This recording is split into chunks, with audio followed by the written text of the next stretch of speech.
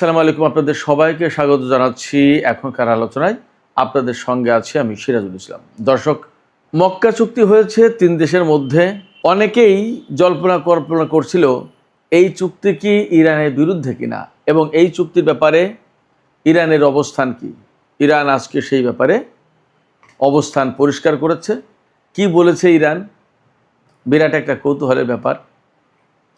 এপাশে মার্কিন অত্যন্ত প্রভাবশালী গণমাধ্যম সিএনএন বলছে, প্রেসিডেন্ট জিমি কার্টার যেভাবে ইরান সংকটে আটকে গিয়েছিলেন, একইভাবে ডোনাল্ড ট্রাম্প ইরান সংকটে আটকে গেছেন। কি সেই সংকট? এদিকে ইরানের সর্বোচ্চ নেতার সাথে বৈঠক করেছেন প্রেসিডেন্ট মাসুদ পেজেশকিয়ান এবং তিনি বৈঠক শেষে এসে সর্বোচ্চ নেতার স্বাস্থ্য সম্পর্কে তিনি খবর দিয়েছেন। কি সেই খবর? সুপ্রিয় দর্শক, এই তিনটি বিষয় নিয়ে আমি এখন টক উইথ সিরাজের এই ভিডিওতে বিস্তারিত আলোচনা করার চেষ্টা করব। আশা করি আলোচনা খুবই ভালো লাগবে। আর আলোচনা যদি ভালো লাগে তাহলে লাইক, কমেন্ট, শেয়ার করবেন এবং চ্যানেলটি সাবস্ক্রাইব করে সাথেই থাকবেন। দর্শক, চলুন বিস্তারিত আলোচনা করি। প্রথমেই একটা দ্বন্দ্ব সন্দেহের বিষয় নিয়েই আলোচনা শেষ করি। আজকে সোমবার রাতে কথা বলছি, 10ই আগস্ট। গত শুক্রবার তুরস্ক, পাকিস্তান এবং সৌদি আরবের মধ্যে মক্কা চুক্তি হয়েছে। এই চুক্তি হওয়ার পরে নানান রকমের প্রশ্ন, নানান রকমের সন্দেহ, নানান রকমের সংশয় ছিল, এখনও আছে, যার কারণে বিভিন্ন অ্যাঙ্গেল থেকে বিভিন্নভাবে আলোচনা হচ্ছে, বিশ্লেষণ করা হচ্ছে মক্কা চুক্তিকে।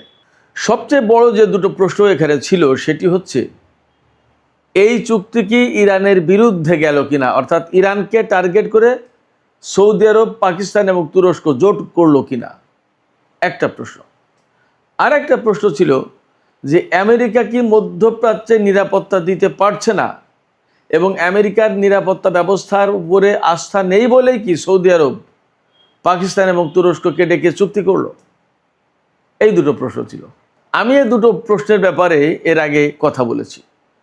আজকে একেবারে সরাসরি ইরানের বক্তব্য তুলে ধরবে। ইরান কি ভাবছে এই চুক্তি নিয়ে, ইরানের অবস্থান কি, ইরানের মতামত কি, এই চুক্তিকে ইরান কিভাবে দেখছে, তাদের জন্য হুমকি নাকি তাদের জন্য আশীর্বাদ, নাকি 50-50 যেটা আছে সেটা তাদের মতো করুক, আমরা আমাদের মতো, কিভাবে দেখছে আসলে ইরান, এটা নিয়ে একদম বিস্তারিত কথা বলবো।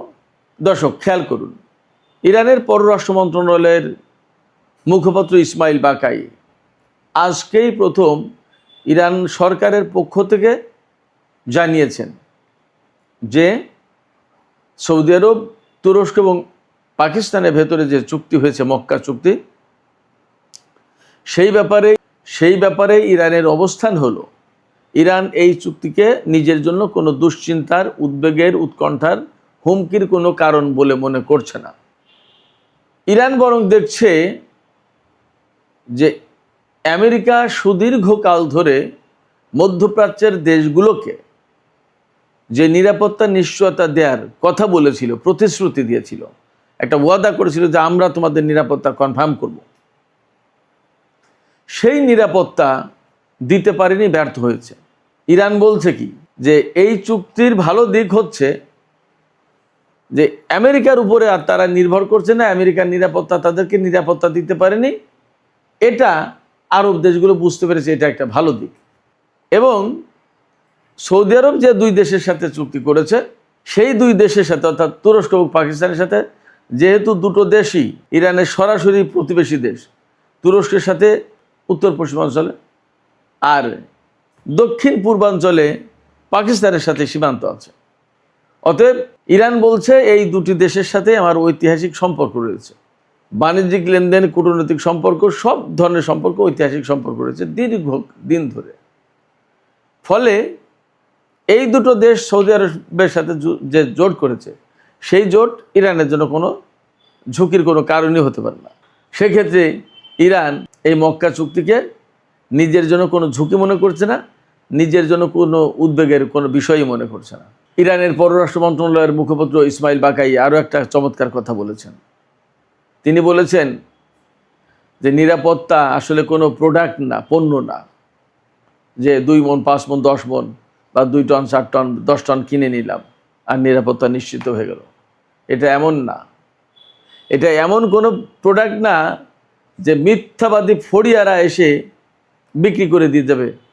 অনেক সময় দালালি করে না, জিনিসপত্র বেচা কেনার জন্য মাঝখানে এসে দালালি করে না, ওই দালালির কথা বলছে। ফড়িয়া মানে দালালি। যে নিরাপত্তা এমন কোনো বস্তু নয় যে কেউ মাঝখানে এসে দালালি করে ফড়িয়াগিরি করে বিক্রি করে দিয়ে যাবে। দালালরা সাধারণত মিথ্যা কথা বলে বেশিরভাগ ক্ষেত্রে, যেটা না তাও একটু বলে, বাড়িয়ে বাড়িয়ে বলে যে হ্যাঁ এটাই তো সেরা গরু। ধরেন একটা গরু কিনতে গেলেন আপনি হাটে, দালাল যারা, গরুর দালাল যারা, সে বলবে আমার বাড়ির গরু, এটা খুব ভালো হবে, অমুক হবে তমুক হবে, এরকম করে। সে বলবে না যে গরু আমার না, আমি চিনি না, আমি দালালি করে বিক্রি করে দিচ্ছি। মিথ্যা কথা বলে। তো ফড়িয়া বা দালালরা সাধারণত মিথ্যা কথা বলে।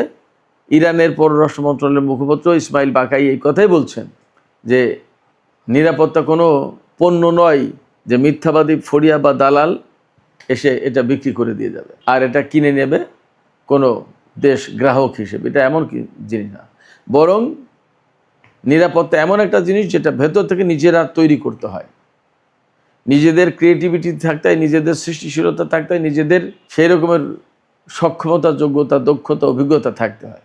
এর আগেও ইরানের পক্ষ থেকে সৌদি আরবকে, আরব দেশগুলোকে বলা হয়েছে যে এটা একটা জাস্ট কাগজের চুক্তি। কেন কাগজের চুক্তি?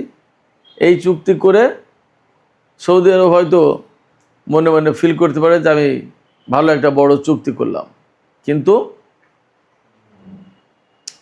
নিরাপত্তা এই চুক্তি দিয়ে নিশ্চিত হবে না। নিরাপত্তা নিশ্চিত করতে গেলে নিজেদের ভেতর থেকে তৈরি করতে হবে নিরাপত্তাটা। অর্থাৎ নিজেদের সামরিক বাহিনী, নিজেদের কৌশলগত অবস্থান, নিজেদের অস্ত্র সামরিক সরঞ্জাম তৈরি, এই সমস্ত জিনিসগুলো করতে হবে নিজেদের মতো করে। তাহলেই নিরাপত্তা জোরদার হবে। কেনা অস্ত্রের নিরাপত্তা নিশ্চিত করা যায় না। 1991 সালে যে প্রথম উপসাগরীয় যুদ্ধ, সেই যুদ্ধের সময় সৌদি আরব বা আরব দেশগুলোর জন্য ইরাককে, সাদ্দামকে আসন্ন বিপদ হিসেবে দেখিয়েছিল আমেরিকা, যে এই ইরাক কুয়েত দখল করেছে, তোমাদেরকেও দখল করবে যে কোনো মুহূর্তে, যে কোনো দিন। অতএব তোমাদের নিরাপত্তা আমি নিশ্চিত করতে পারি। আমেরিকা বলেছে যে আমরা নিশ্চিত করবো তোমাদের নিরাপত্তা, তোমরা আমাদের জায়গা দাও, ঘাঁটি করার সুযোগ দাও। হুড়মুড় করে সৌদি আরব, কুয়েত, কাতার, আমিরাত, বাহরাইন সবাই আমেরিকাকে ঘাঁটি দিয়েছে এবং আমেরিকা তাদের সবাইকে নিরাপত্তার নিশ্চয়তা দিয়েছে। আসলে সাদ্দাম হোসেনকে পতন ঘটিয়ে আমেরিকার মূল টার্গেট ছিল যে ইরাক দখল করবে এবং ইরানের পশ্চিম পাশে। আর তার আগে তো আফগানিস্তান দখল করেছিল 2001 সালে অভিযান চালিয়ে। আর মধ্যপ্রাচ্যের এই সমস্ত দেশে যদি আরও ঘাঁটি গাড়তে পারে, তাহলে আমেরিকা একদম পুরোপুরি ইরানকে হাতের মুঠোয় নিয়ে নেবে, এরকম টার্গেট ছিল। যে এত ঘাঁটি, এত সেনা সামন্ত, এত কিছু থাকলে একদিন না একদিন ইরানকে ধরবই এবং ইরানের সব জারিজুরি দেখে নেব। কিন্তু তারা কল্পনাও করতে পারেনি যে ঘটনা সময়ের পরিক্রমায় বদলে যাবে। এখন বদলে গেছে। যুদ্ধ শুরু করলো আমেরিকা, ইসরায়েল ইরানের বিরুদ্ধে, এবং ইরান পাল্টা সিংহ বিক্রমে পাল্টা জবাব দিল আমেরিকা ইসরায়েলকে, এবং তারা নাস্তানাবুদ হয়ে গেল। আমরা চোখের সামনে দেখতে পাচ্ছি। ডোনাল্ড ট্রাম্প এখন বলছেন কি, যে আমার পরমাণু চুক্তির দরকার নেই, শুধু হরমুজ খুলে দিলে আমি এখানে যুদ্ধে বিজয় ঘোষণা করে চলে আসবো। তিনি যুদ্ধে বিজয় ঘোষণা করবেন। তারা কি বিজয়ী হতে পেরেছে? যাই হোক, বিজয়ী হতে পেরেছে কি পারেনি, দর্শক আপনারা বিচার করবেন। তো সাকুল্যে আমেরিকা তার নিজের ঘাঁটিরই নিরাপত্তা দিতে পারেনি, অন্য দেশগুলো তো পরের কথা। যেখানে হুতিরা সৌদি আরবে হামলা চালাচ্ছে, সেটাও ঠেকাতে পারেনি আমেরিকা কখনো। যার কারণে এখন চূড়ান্তভাবে আমার কাছে মনে হয় মধ্যপ্রাচ্যের দেশগুলোর আমেরিকার এই নিরাপত্তা ব্যবস্থার প্রতি সন্দেহ আছে, প্রশ্ন আছে, এবং আমেরিকার এই নিরাপত্তা ব্যবস্থার উপরে আরব দেশগুলো আর আস্থা রাখছে না। যার কারণে এই চুক্তি তারা করলো পাকিস্তান এবং তুরস্ককে কাছে পেতে চাইলো যে ভাই তোমরা থাকো, আমেরিকা তো চলে গেল, তোমরা আমার পাশে থাকো। সুপ্রিয় দর্শক, এবার সর্বোচ্চ নেতার সাথে ইরানের প্রেসিডেন্টের যে আলাপ হয়েছে, যে বৈঠক হয়েছে, দেখা সাক্ষাৎ হয়েছে, সেই বৈঠক নিয়ে, সেই বিষয় নিয়ে একটু কথা বলি। ইরানের সর্বোচ্চ নেতার সাথে প্রেসিডেন্ট মাসুদ পেজেশকিয়ান বৈঠক করেছেন, দেখা করেছেন, কিন্তু নিরাপত্তার স্বার্থে এই বিষয়টা একেবারেই মিডিয়াতে ফ্ল্যাশ করা হয়নি। প্রেসিডেন্ট পেজেশকিয়ানকে যে কোথায় নিয়ে যাওয়া হচ্ছে, কী ব্যাপার, হয়তো এইভাবে কোনো বিস্তারিত কিছু দেখানো হয়নি, বলা হয়নি, জানানো হয়নি, কারণ এর নিরাপত্তার প্রশ্ন।